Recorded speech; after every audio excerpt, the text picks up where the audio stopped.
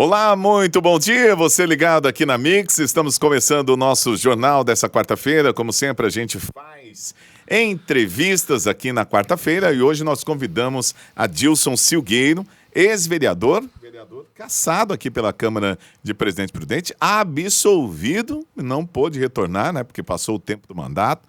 A gente vai conversar um pouco com ele sobre esse e outros assuntos importantes aqui para a cidade de Presidente Prudente.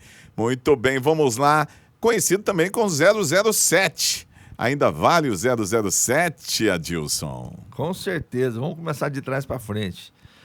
Obrigado aí pela oportunidade de estarmos aqui mais uma vez, podendo conversar com o seu público, que é um público ávido por informação, sedento por notícia. E sim, o 007 vale, e ganhei esse apelido por conta de ser uma pessoa combativa, investigadora e que não gosta de mazela. Você considera que incomodou muita gente? Nossa, muita gente. Incomodou mesmo? Muita gente. Incomodei a promotoria pública, incomodei gente da Igreja Católica, incomodei os vereadores, incomodei o prefeito, incomodei alguns empresários, porque eu denunciava e exigia investigação. Para você ter uma ideia, até hoje não leram o meu relatório da CPI da Saúde, onde eu pedi apuração contra o secretário e alguns chefes de unidade de UBS por conta de irregularidades. Ou seja, as investigações que eu fazia, eu era o único que propunha investigação. Me lembro que quando fizeram o radar, Instituto Radar Imprudente, queriam fazer a 40 por hora, pediam a CPI do radar, porque via ali malversação e direcionamento para favorecimento de empresa, não aprovaram o meu pedido de CPI, aí aumentaram de 40 para 60 e abafaram essa questão. Fiz pedido para que nós tivéssemos uma CPI quando houve o plano habitacional Minha Casa Minha Vida, existia irregularidades no credenciamento e no sorteio. Também não aprovaram a CPI. Quer dizer, incomodou demais. Muita gente. Fiz o Valmir tirar o filho dele, que ele havia nomeado por nepotismo na CIOP, para ganhar uma fábula, segundo a denúncia. Falei, você tira seu filho ou eu te denuncio. Tirou o filho dele, e o filho dele, ele dizia que era assessor era genro de um promotor. Ou seja, incomodei muita gente. E acabou pagando por isso. Fui o único, paguei caro por isso. Fui o único que ficou contra a compra de um prédio que o Valmir queria comprar na Washington Luiz por 8 milhões de reais. O prédio não valia 4, na minha opinião. Mas era um prédio para a Câmara Municipal. Ele queria comprar um prédio para a Câmara Municipal. Levei lá um corretor de imóveis e ele falou, Dilson, aqui vale de 4 a 6, o valor era de 8 milhões. Eu era o único vereador contra a compra do prédio. O vereador Sidão Mendonça me ofereceu 200 mil reais na época para mim aceitar a compra do prédio. Não aceitei, fiquei contra a compra do prédio. Denunciei que a Câmara não poderia funcionar aqui no mesmo espaço que a Prefeitura Municipal por falta de acessibilidade, de AVCB. A cozinha era um cubículo, e aí foi feito um TAC. Hoje a Câmara não está na Prefeitura por causa de mim, funciona lá embaixo, onde era o Palácio da Cultura antigamente, a Biblioteca Municipal. Então, assim, e além disso tudo, eu fiz um projeto de lei para reduzir o salário dos vereadores para R$1.000. E vou explicar para você por quê. O que eu disse na tribuna... Mas R$1.000 não dá nem para o combustível dos vereadores. Então, que aumentasse um pouquinho para pagar os combustíveis, mas ganhar o que ganha o vereador, que não é muito, mas ganhar o que ganha o vereador. Para não cumprir com a sua função obrigacional, qual é o papel do vereador? É fazer leis e fiscalizar o executivo e o legislativo. A Câmara não faz nem uma coisa nem outra. Se os vereadores não cumprem com o seu papel, ou seja, eles não fazem aquilo que determina a Constituição, e além disso, cada um de lá tem um emprego, eu era advogado, o outro era médico, a outra era professora, o outro era funcionário da Sabesp, o outro era aposentado do Exército, e assim por diante. Cada um ali tinha a sua profissão. Ou seja, não precisava abdicar da sua atividade profissional para ser vereador. E ganhava sem cumprir com a sua obrigação constitucional. Então eu achava que nós estávamos enganando a população, porque eu era o único que propunha investigação e as investigações não ocorriam, Eu falei, nós estamos enganando a população, então a gente não merece receber. E você acha que você foi perseguido por conta disso? Por uma série de razões. Me lembro muito bem que o Valmir falou, rapaz, você faz os projetos pensando em você, e palavras dele, ele falou, e você fala assim, foda-se a Câmara, você faz pensando em você. O Dermerson disse, rapaz, você fez um projeto de lei para reduzir o salário de vereador, como pode? Eu falei assim, e o Geraldo da padaria falou, Adilson, nós somos um grupo, nós temos que trabalhar unido. Você nunca trabalhou unido. Eu falei, meu amigo, eu não faço parte de grupo aqui não. Meu grupo é a população que votou em mim. Eu estou aqui para defender aquilo que eu penso, aquilo que eu acredito, enfim. Esses foram os motivos da perseguição e da cassação. E o motivo pelo qual eu não voltei e nem disputei mais uma eleição, não foi porque passou o tempo do meu mandato, foi porque o advogado Marcelo Manfrim perdeu um prazo no meu processo e por conta da perda do prazo eu não consegui reverter a cassação e fui gravemente prejudicado. Bom, aproveitando que você está falando sobre isso, tem uma situação também que foi falada na época sobre uma apropriação indébita de um cliente que você tinha. Você pode explicar isso? Não, meus clientes... nunca existiu isso. Os meus clientes nunca foram na polícia, nunca foram na OAB, nunca entraram com ação contra mim. Pelo contrário, os meus clientes foram as minhas principais testemunhas, dizendo que eu não peguei dinheiro de ninguém. E por que falaram que eu fiquei com o dinheiro dos clientes? Porque o advogado, isso é um procedimento normal acontecer. Sai um resultado favorável no processo, o juiz determina que se pague tanto, é normal aquele dinheiro ser depositado na conta do advogado. E foi isso que aconteceu. O dinheiro vai para a conta do advogado. Exatamente. Quando sai o resultado do processo. Normalmente. Aí o dinheiro foi para minha conta, a mulher do cliente não queria que repassasse o dinheiro por conta do marido ter um problema de envolvimento com droga, gastava muito dinheiro por isso, ele estava fazendo tratamento e, em razão disso, pediu para que nós não entregássemos o dinheiro naquele momento. Mas o dinheiro foi entregue do jeito que eles pediram e não ficou nada. E eles foram as testemunhas que me defenderam e que me absolveram no processo. O juiz falou assim, mas como? Me lembro que quando eu fui absolvido aqui em Prudente... Mas isso já faz bastante tempo, né? Faz Quanto tempo bastante faz tempo. isso? Isso foi em 2012, 2013. Deixa eu falar, e quem fez a denúncia para que eu respondesse um processo foi a Câmara Municipal, o Enio Perrone. Fez a denúncia para mim responder um processo. Quando eu fui absolvido aqui em Prudente, porque o juiz falou, mas não tem nenhum crime aqui, fui absolvido, a promotoria perseguidora fez o recurso de apelação. Quando eu fui falar com o desembargador falou assim, mas eu estou vendo aqui que os seus clientes estão te defendendo, quem que está te acusando? Eu falei, a Câmara Municipal. Ele falou, nada. Eu falei, quem fez a denúncia contra mim foi a Câmara, não foi meus clientes. Isso é importante que se diga. Nenhum cliente chegou na delegacia e aí falaram que eu atentei contra as instituições. Que instituição eu atentei? Não tive representação na OAB. O João Emílio Zola, na época, que era o conselheiro da ordem, foi depor a meu favor. Uhum. Depois falou, mas o Adilson não tem representação nenhuma contra ele. Os clientes, quando o Adilson foi lá com os clientes para me chamar para depor, foram juntos, de uma forma tranquila, de uma forma harmoniosa.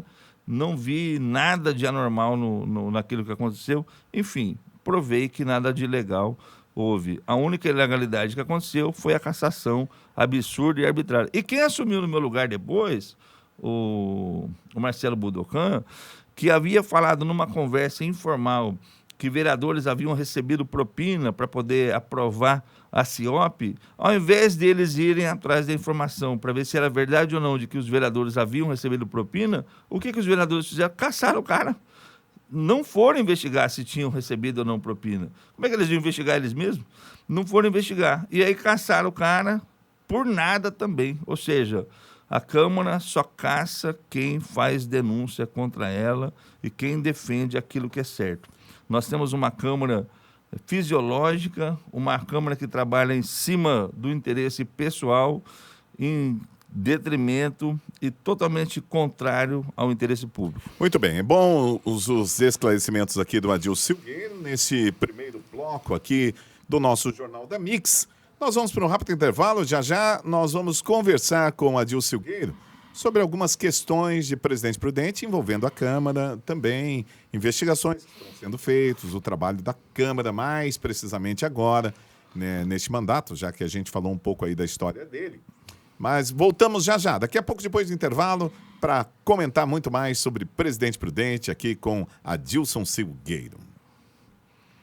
Ok, já estamos de volta, intervalo rapidinho. Adilson, vamos lá, trazendo as informações para que você possa comentar. Saiu no site portalprudentino.com.br o projeto de lei que promove a reorganização administrativa da Companhia Prudentina de Desenvolvimento, a Prudenco, que além de criar o plano de cargos e carreiras, vai ser discutido na Câmara agora somente em agosto, após entrar em pauta para votação numa sessão ordinária na semana passada.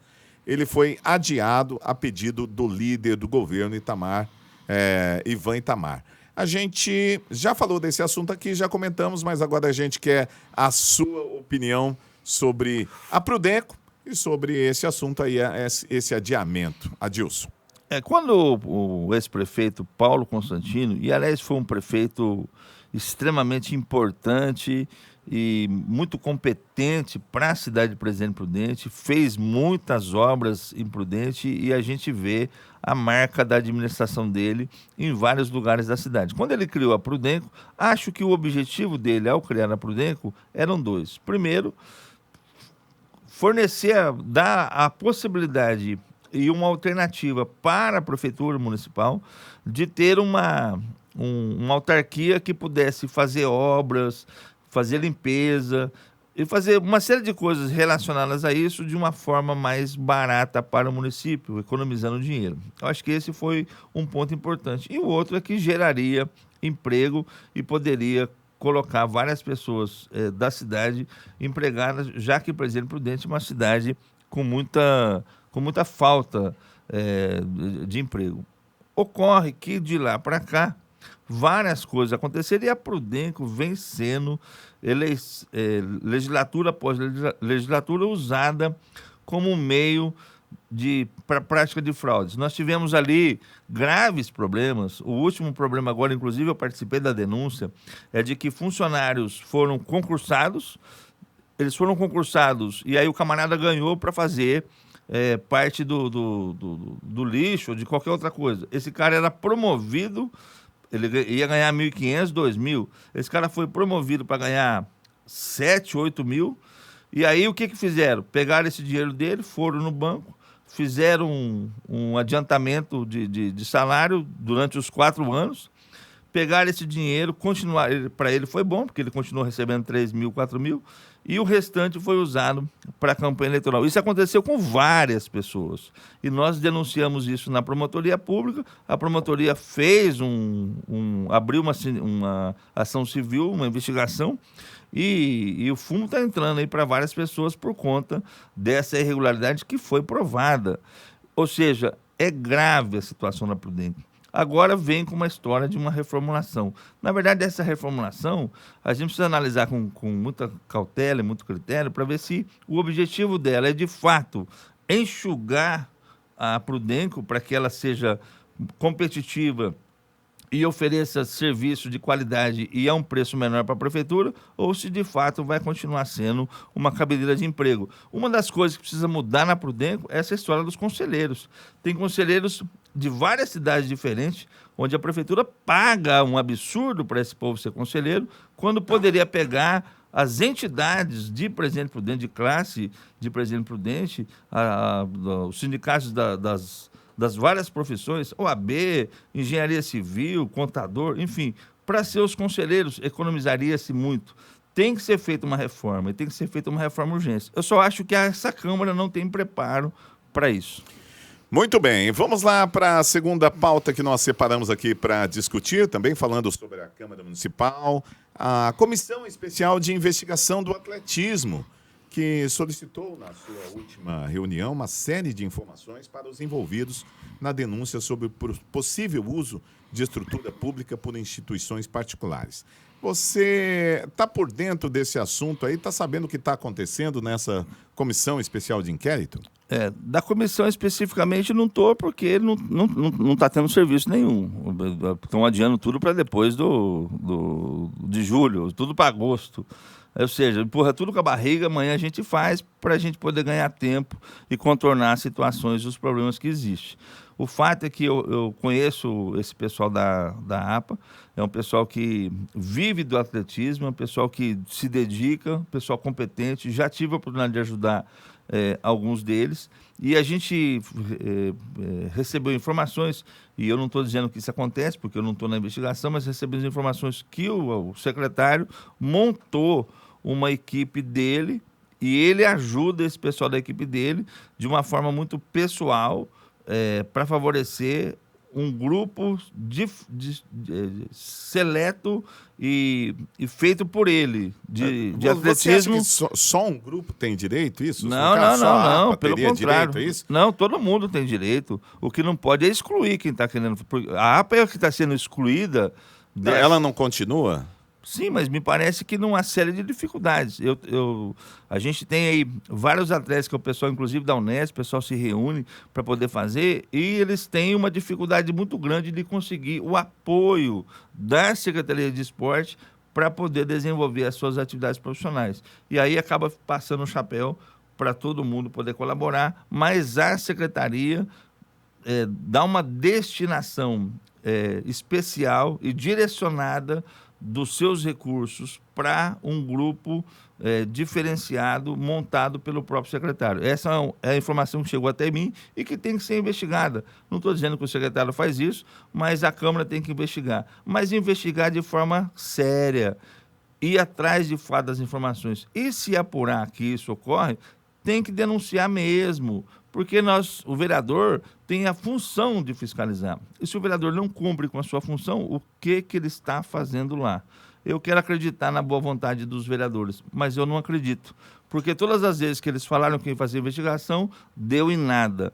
Inclusive, quando assumiu a Câmara Municipal, a vereadora Joana Dark disse que ia fazer uma investigação para ver aonde que tinha sido destinado os 50 milhões que veio para saúde, especialmente para o tratamento do Covid, combate ao Covid-19, e desse dinheiro foi usado só cerca de 10 milhões. Disse que ia fazer investigação, não fez investigação, depois assumiu a Secretaria de Educação, também não conseguiu agir com decência e competência lá, saiu do cargo e essa CPI não saiu. Naquela oportunidade, o secretário de Saúde, Valmir, usou dinheiro para poder fazer máscaras que nem foram destinadas à população, porque não eram máscaras imprestáveis.